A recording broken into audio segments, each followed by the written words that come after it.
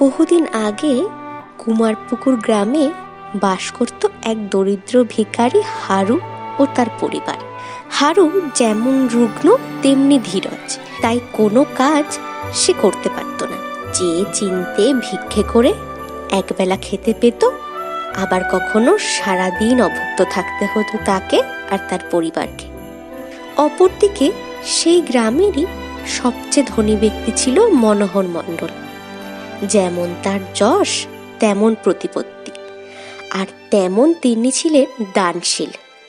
একদিন হলো কি, হারু সারাদিন ভিক্ষে করে একটু চাল আর দুটো আলু থলের মধ্যে ভরে দুঃখিত মনে বাড়ি ফিরছে।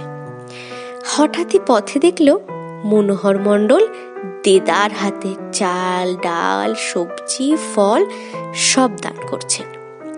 বহু লোক লাইনে দাঁড়িয়ে আছে। হারু তাড়াতাড়ি লাইনে গিয়ে দাঁড়ালো আর ভাবলো, সত্যি ভগবানের কি বিচার! কোথায় আমার মতো দরিদ্র ভিখারি, আর কোথায় এই মনোহর মণ্ডলের মতো ধনী ব্যক্তি! ঠিক যেন আকাশ আর পাতালের তফাৎ। কি করে ভগবান এরকম বিচার করেন জানতে বড় ইচ্ছে করে। অন্য ভিখারি বলল, কিছু বললে ভাই?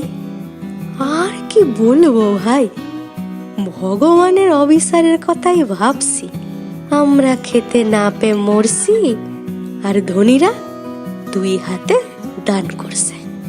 এ তো কপাল গো ভাই। তবে যাই বলো, ধনীদের মন কিন্তু বেজায় ছোট হয়। আমাদের মনোহর মণ্ডলের মতো সকলের এমন বড় মন হয় না। তুমি থামো তো ভাইয়া, এত ধন সম্পদ থাকলে দান করা আর কি এমন বড় ব্যাপার? আজ্ঞে না ভাই, কথায় আছে টাকা থাকলেও মন থাকে না সবার, আর তাই তারা নিজের থেকে এক পয়সা দেওয়ার আগেও 100 বার ভাবে।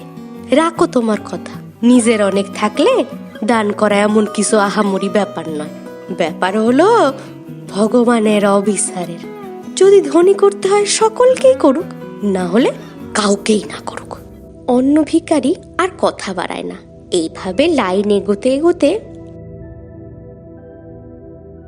তোমার কি হয়েছে?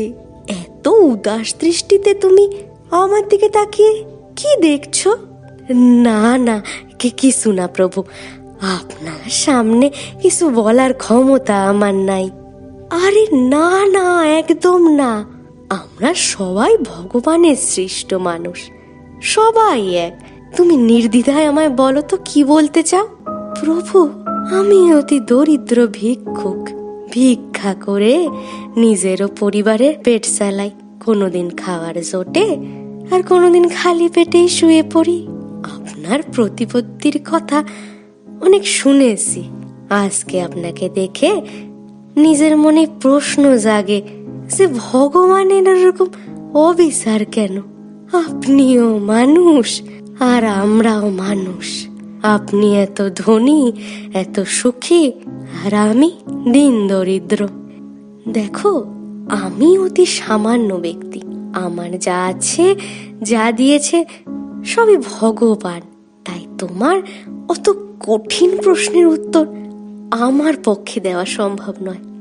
তবে তুমি যদি চাও, আমরা দুজনেই ভগবানের তপস্যা করে তার কাছ থেকে এই প্রশ্নের সদুত্তর পেতে পারি। আপনার অতি দয়া প্রভু, অতি দয়া, অতি দয়া। আমার কোনো আপত্তি নেই, বরং আমার মনের দ্বিধার সমাপ্তি হবে এতেই। চলুন, আমরা দুজনে অরণ্যের ভেতর গিয়ে তপস্যা করি। বেশ তো, তাই চলো। এই বলে মনোহর আর হারু গভীর জঙ্গলে প্রবেশ করলো, আর সেখানেই একটি বনস্পতির নিচে বসে তপস্যা শুরু করলো।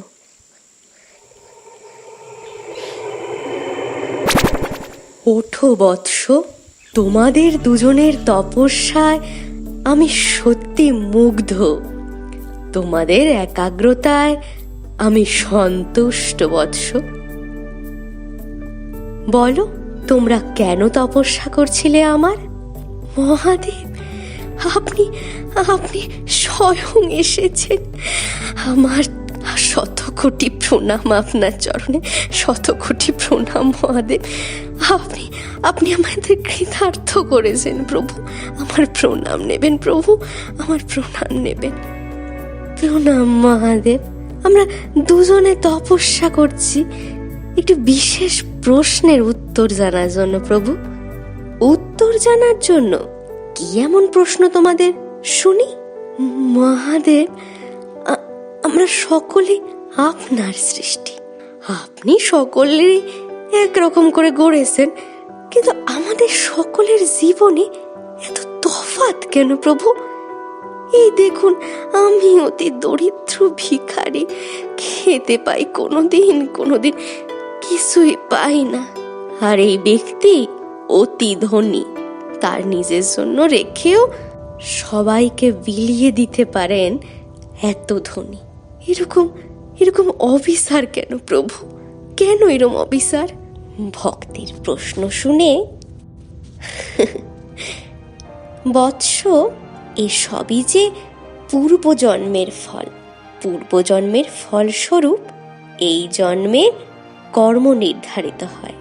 আগের জন্মে তুমি অতি ধনী ব্যক্তি ছিলে, আর এই মনোহর ছিল অত্যন্ত দরিদ্র ব্যক্তি। কিন্তু তাও তুমি সব সময় ঠাকুরের কাছে প্রার্থনা করতে যেন তুমি শুধু সকলের কাছ থেকে পাও, তোমায় যেন নিজের থেকে কখনো কিছু দিতে না হয়। তোমার ধনসম্পদ তুমি সবসময় নিজের কাছে রেখে দিতে, কাউকে দান করার কথা কখনো মনে হয়নি তোমার। আর প্রভু, এই মনোহর আগের জন্মে অতি সজ্জন দরিদ্র ছিল। নিজের কিছু না থাকলেও সে সব সময় প্রার্থনা করত যেন সকলকে দান করতে পারে। সে ভগবানকে বলতো, আমায় ধন সম্পদ দিও, যাতে আমি অন্যদের সেটা দিয়ে সেবা করতে পারি। আর তাই এই জন্মে সে সেই সুযোগ পেয়েছে। আর তুমি কেবল অন্যের থেকে দান নিয়ে জীবন নির্বাহ করছো। আমায় ক্ষমা করুন মহাদেব, আমি নিজের ভুল বুঝতে পেরেছি, আর নিজে প্রশ্নের উত্তরও পেয়ে গেছি। এই বলে তারা দুজনে মহাদেবকে প্রণাম করার সঙ্গে সঙ্গে চোখ খুলে দেখে মহাদেব অদৃশ্য হয়ে গিয়েছেন। হারু নিজের প্রশ্নের উত্তর পেয়ে মনোহরের কাছেও ক্ষমা চেয়ে নেন, আর দুজনে পথ চলতে শুরু করে। গল্পটা ভালো লাগলে লাইক করুন, কমেন্ট করে জানান কেমন লাগলো, শেয়ার করুন নিজেদের বন্ধু বান্ধব আর রিলেটিভদের সঙ্গে, আর অবশ্যই আমাদের চ্যানেলকে সাবস্ক্রাইব করে দিন। আর আমাদের নতুন নতুন গল্পের নোটিফিকেশন পেতে সাবস্ক্রাইব বাটনের পাশে বেল আইকনটা এক্ষুনি প্রেস করে দিন।